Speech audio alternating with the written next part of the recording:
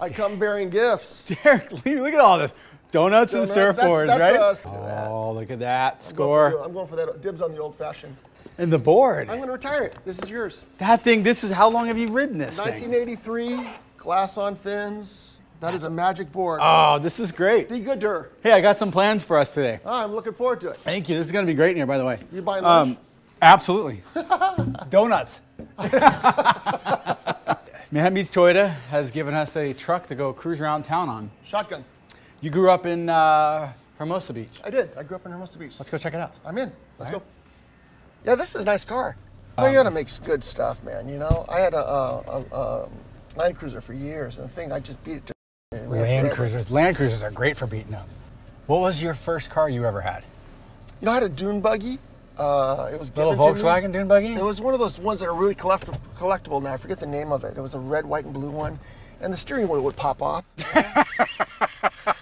Pretty gnarly, and you know, jam it back in, and then after a while, the cable that went from the gas pedal to the carburetor broke. So when I was with the way I would drive it is I'd have a buddy back there on the engine that would work the gas, and I'd work the brake. Yeah.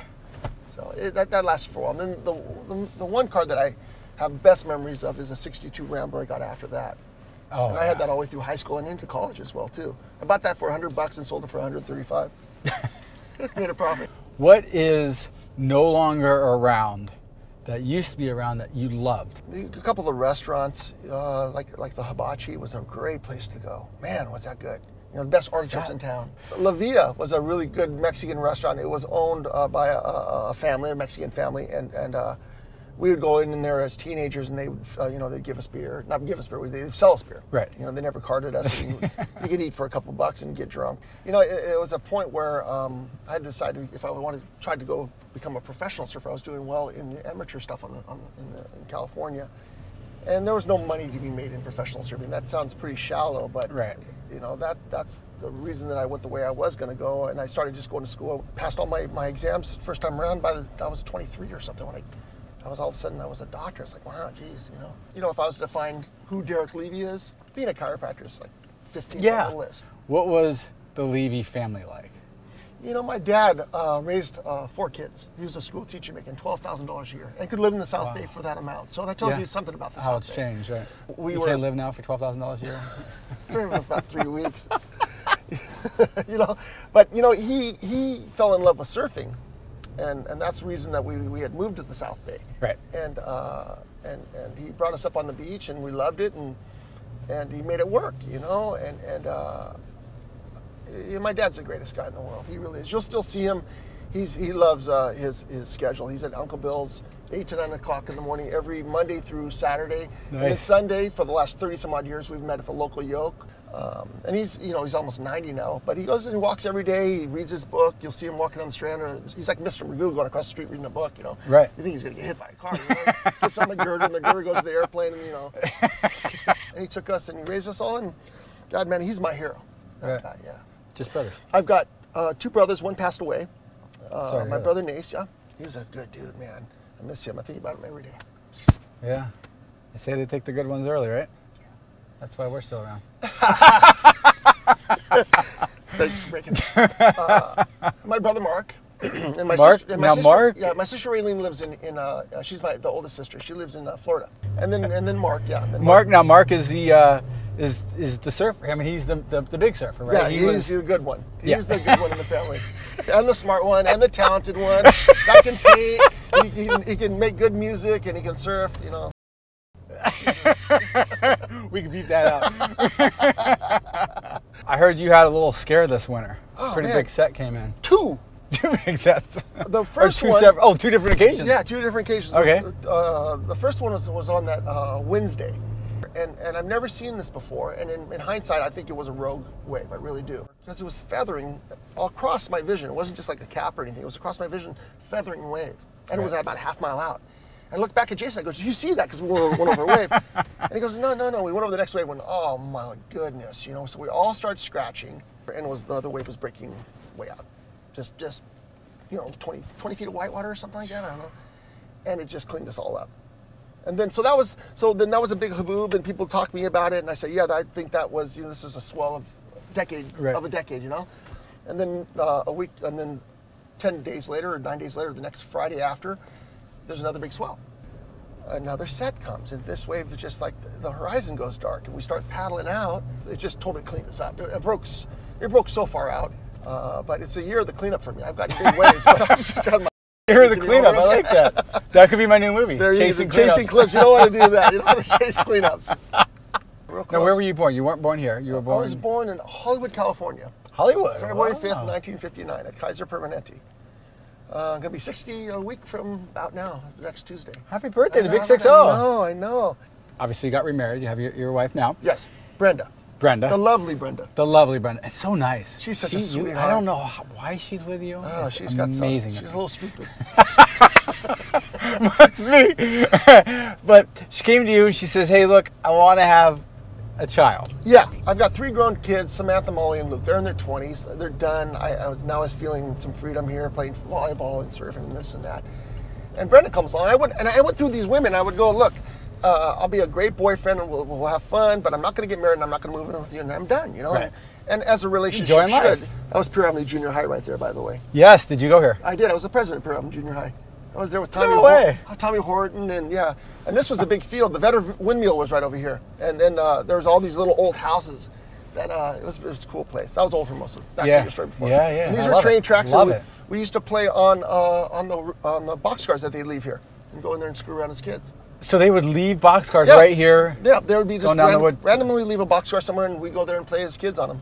So Brenda comes along, and she's just, the sweetest, and she's beautiful, and she's nice, and she wanted kids. So we eventually broke up, and for the same reasons. And then she came back up about a month later after breaking up. She goes, hey, let the good times roll, but this is going to come up. And I said, okay, fine. Right. And after about a year, I realized, I just love this woman. Yeah. And I said, okay, I can have 1 kid. And she goes, no, I want 3. I'm like, oh. 3? So we go back and forth. Yeah, 1, 3, 1, 3. So finally she says, okay, 1. And then we ended up having twins. So this place right here, this apartment building, is where I grew up. First lived on 30th Street in Hermosa. Okay. And that got sold out from underneath my dad. Oh. So we had to move here. So we moved here way back when I was in 5th grade, 6th grade, I think, something like that. And then they tried to sell it again. Right. And my dad had made money in soybeans or something like that. Right. My dad, again, he had no money, but he was playing in the stocks and he had made a few $1,000s or something in soybeans. Right. And he said, screw it, I'm buying it. And he bought it for $48,000 or something like that, Wow. First, when you see this house right now, first memory that comes to mind? Playing on the deck, ping pong on the deck. Ping pong on the deck. A radical ping pong table. And we left the ping pong table on there. It was a kind of pressed wood. Yeah, so the thing was all warped. So you got to hit the ball and it could go anywhere. It has adventure to it. Mark and I shared a room, and my brother and niece had the other room. There's 3 bedrooms up, and my sister had a room, and then she moved on, so we all had a room. Yeah. And it was great. If you ever got locked out, you climb up on the deck here. You'd hop on the fence and hop over and then climb up and over, and big backyard. Oh yeah, come up here, you have a really good view from up there. Yeah. What's pretty cool about driving through these older streets is there's still some of these houses that were around probably you remember. All kinds of stories. I mean, you start thinking about it, and you get me going, and it's kind of like a floodgate. Like, I remember this too, where you never thought about that forever. Right, it was 5 Corners right there, that liquor store. And even you see those gutters with the cracks in the gutters? Right. Tommy Horton and I used to sail sailboats down those things when we were little kids. So on rainy days, we'd make boats and go through the gutters there and go down to 5 Corners and get an ice cream or a piece of candy or whatever. That was Stan's. It's changed now. Right. Stan's Liquor from way back when. Bocados is the go-to for sandwiches. So this is First Street, Here Manhattan, is First Street. And Neptune, Hermosa. So this area of Hermosa, it's kind of cool. They had all these poets and such. They had Shakespeare Beach is what this was called. Right. Longfellow, obviously. Keats, Tennyson. They had all that. So this is Neptune here on that side of the crack. Right. And on this side of the crack is First Street, Manhattan. So the tower, you see the NEP on the back of the tower? Oh yeah. There was a whole funny thing with the lifeguards about a year ago. They changed it to First Street and they put this scraggly 1 on there. Really funky 1 on there. Right. And some of the local guys here changed it back to Neptune with the stem cell. And I'm not talking. Are you kidding? That's all I have to say. That's all I'm going to say. So talking about First Street, who hung out here? What was this like? What was who hung out here? There's a list of guys. You got Todd Togner, Cam Evans, John Mayer, Johnny Ludlow, Pink, Jay Russell. So we have two people named after singers. Pink and John Mayer. That's too much, you know. That's too much. You're right, though. I got a daughter. She's 10 years old. We have Eminem. We have, so there's like a whole crew of guys here. I mean, this was kind of infamous that before the bike path was here, we'd all sit on the wall just like this, you know, and the bikes and everyone would come through. You know, if you were sitting here, even on a funky day in the middle of the week, someone would drive by up there and they look down, if someone's there, they pull up and you'd end up with a bunch of people down here. Yeah. But on a hot day when there's waves, there'd be 30 guys down here. But you'd sit here and it was like a gauntlet.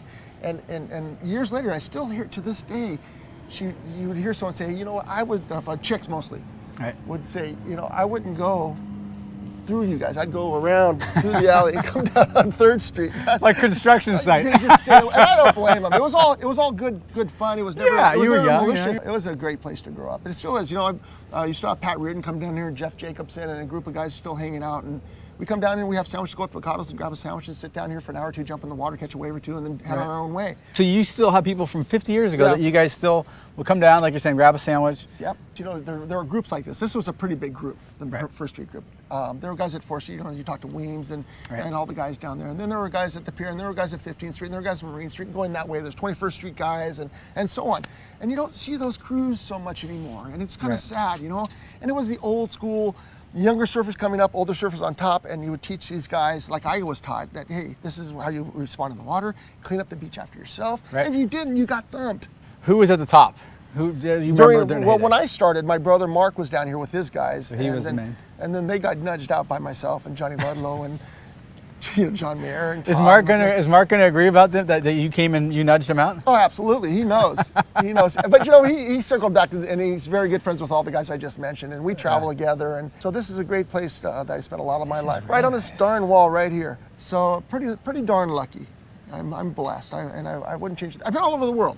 You know, the surfing brought me around the world. The paddleboarding that I've done got me way around the world. You know, and I keep circling back to Hermosa, Manhattan, and this is my home. That's where I'm gonna stay.